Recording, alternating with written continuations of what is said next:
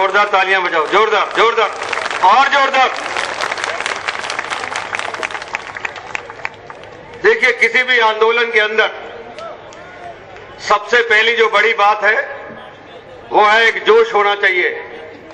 हमारे नारे देने से, हमारे मुस्कुराने से ये महंगाई और भ्रष्टाचार यूपीए का भागेगा नहीं, किंतु हमारी मुट्ठी बांधने से, हमारे अंदर आक्रोश होने से, हमें गलियों गलियों के अंदर निकलने से ये यूपीए सरकार का जरूर कुछ हो सकता है। इसलिए जब मैं नारे दूं और जब मैं आपसे पूछूं तो हिम्मत से जवाब देना और हाथ खड़े करके जवाब देना।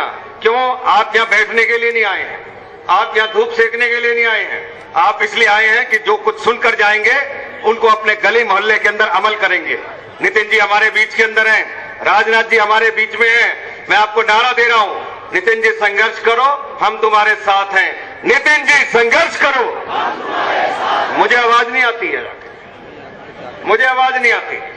जब आप लोगों के अंदर जोश होगा तो ये संख्या 1 लाख नजर आएगी, और जोश नहीं होगा तो ये संख्या 1000 बनकर आ जाएगी। जोर से बोलो, नितिन जी संघर्ष करो। ये आप ही की आवाज है। इस लड़ने के लिए तैयारी करनी है। यूपीए की सरकार संवेदनहीन हो गई है। वो महंगाई बढ़ाती है, वो पेट्रोल बढ़ाती है, वो डीजल बढ़ाती है और सोचती है उसके बाद भी जनता उसको वोट देती रहेगी जाके। बताइए, अभी पिछले दिनों के अंदर डीजल के दाम कितने बढ़े? अरे जोर से बोलो, कितने बढ़े? कितने बढ़े? 8 रुपए बढ़े। जो सरकार डीजल के दाम को 8-8 रुपए तक बढ़ाती है, पेट्रोल के दाम को 5-5 रुपए बढ़ाती है और कम करती है 95 पैसे, वो सरकार, जब भी मैं बोलूं वो सरकार, आपने बोलना है चोर है। वो सरकार चोर।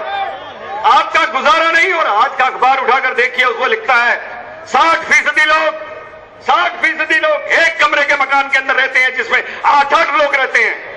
जिस सरकार के अंदर लोगों के पास रहने के लिए घर नहीं हो, एक कमरे में 8 लोग रहते हैं, वो सरकार बिजली को देख के चले जाइए। आप लोगों ने सड़कों के ऊपर बिजली का संघर्ष किया, सरकार के ऊपर जूं नहीं रंगी है। अभी बिजली के दाम 6-6 रुपए तक चले गए हैं, 600 रुपए तक चले गए हैं। मुझे 6 रुपए तक जाने की दिक्कत नहीं है, मुझे दिक्कत यह है बिजली के दाम अभी और बढ़ेंगे।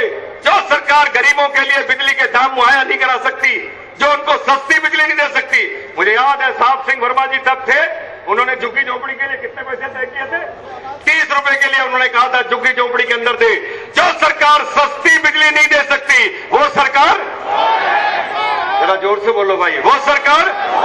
पानी के अंदर चले जाइए, आपको पानी नहीं मिलेगा, आपको पीने का पानी नहीं मिलेगा, जो मिलेगा वो गंदा मिलेगा।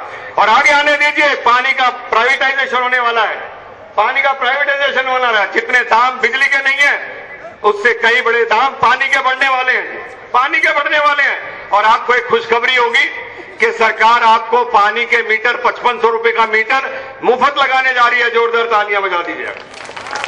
बजा दी ना आपने? देखा है, ऐसे ही तो है। जब कांग्रेस की में देखोगे वो कहेंगे वो बजा देंगे। अरे जो 5500 रुपए का मीटर आपके यहाँ पानी का मुफ्त लगेगा, वो आपका 55,000 का बिल बना देगा। ये समझ लिया, इसलिए ये सरकार कर रही है। ये शीला दीक्षित और ये मनमोहन सिंह, ये ऐसी सरकार को लाना चाहते हैं, ये ऐसे काम करना चाहते हैं जिसमें महंगाई आसमान के ऊपर पहुंच जाएगी जाकर। ये एफडीआई जिसकी बात करते हैं, राजनाथ सिंह जी बैठे हैं, हमारे किसानों के बहुत बड़े नेता हैं, पूरे भारत के अंदर लोग उनको जानते हैं। वो किसान इस एफडीआई के अंदर मरने वाला है जी।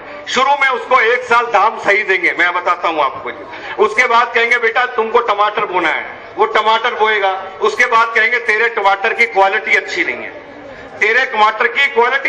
है, क्वालिटी कंट्रोल आ जाएंगे, ग्रेडर्स आ जाएंगे और वो हमारे किसान का दाम रिजेक्ट कर देंगे। उसके बाद उनमें कंपटीशन होगा और किसानों को दाम नहीं देंगे। और ये जो मेरा व्यापारी बैठा हुआ है एफडीआई के ऊपर, 3 करोड़ व्यापारी इस देश के अंदर बैठा है, दूर दराज गांवों के अंदर, कस्बों के अंदर, उसकी दुकानें बंद हो जाएंगी जी, उसकी दुकानें बंद हो जाएंगी। क्यों? वॉलमार्ट खुल जाएंगे। मैं आप लोगों के समर्थन से घोषणा करना चाहता हूं कि दिल्ली के अंदर जब तक बीजेपी है, वॉलमार्ट की दुकान को हम खुलने नहीं देंगे, इस स्टोर को हम खुलने नहीं देंगे। बात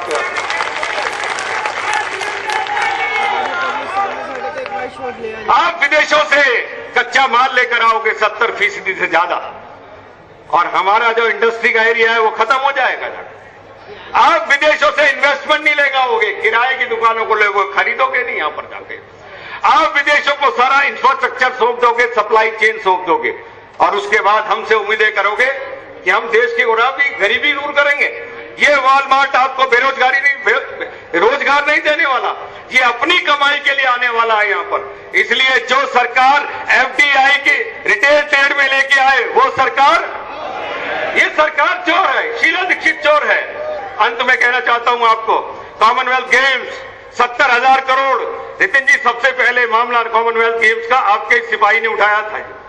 उस समय मैंने कहा था कि 70,000 करोड़ रुपए का घोटाला है, और उसके बाद 2G का घोटाला कितने का, 1,76,000 करोड़ का, और उसके बाद कोयले का घोटाला 1,86,000 करोड़ का। जब नितिन जी ने सारे ये घोटाले उठाए तो नितिन जी के ऊपर आरोप लगाने लगते हैं। अरे नितिन जी ने खड़े होकर कह दिया था चौराहे के ऊपर, जिस सरकार के अंदर ताकत हो, जो सरकार के अंदर ताकत हो, वो नितिन गडकरी की जांच करके देख ले, हम दूध का दूध और पानी का पानी का फैसला हो जाएगा जाके। इसलिए बंधुओं, मैं आपके बीच में ये कहने के लिए आया हूं, यहां केवल मीटिंग करके नहीं, गलियों में मोहल्लों में लोगों को जाकर बताओ, गलियों में मोहल्ले में लोगों को जाकर बताओ कि ये सरकार कितना भ्रष्टाचार कर रही है। आपके जेबों से पैसा निकाल रही है और आप हाथ बांधे खड़े रहेंगे, उससे काम चलने वाला नहीं है। ये सरकार घोषणाओं पे घोषणाएं कर रही है। अभी मैं आसाम से लौटा तो आसाम के अंदर वो क्या कर रहे हैं, छाते बांट रहे हैं, कंबल बांट रहे हैं, 6 रुपए का 3 रुपए के अंदर राशन दे रहे हैं। इसी प्रकार से इनकी सरकारें अब देश की 1 साल तक लुटाई करके वोट लेने लगी। अगर जांच करनी है तो रॉबर्ट वड्रा की जांच करिए, आपको पता चल जाएगा कि भ्रष्टाचार कौन कर रहा है। जांच करनी है तो कांग्रेस के उन मंत्रियों की जांच करिए, आपको पता लग जाएगा कि भ्रष्टाचार कौन है।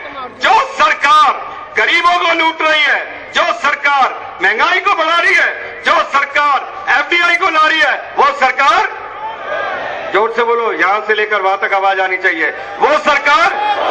मैं विजय गोयल ये कहना चाहता हूं कि गली गली मोहल्ले मोहल्ले के अंदर हम जाएंगे, मैदानों के अंदर रैलियां करेंगे, लोगों को बताएंगे कि ये सरकार दोहरी तरफ से हमको मार कर रही है। एक तरफ से भ्रष्टाचार की मांग कर रही है, देश को लूट कर ले गए, देश को लूट के ले गए। दिल्ली में आज 40 लाख लोग अनाधिकृत कॉलोनी के अंदर रहते हैं। दिल्ली के अंदर 30 लाख लोग जे क्लस्टर्स के अंदर रहते हैं।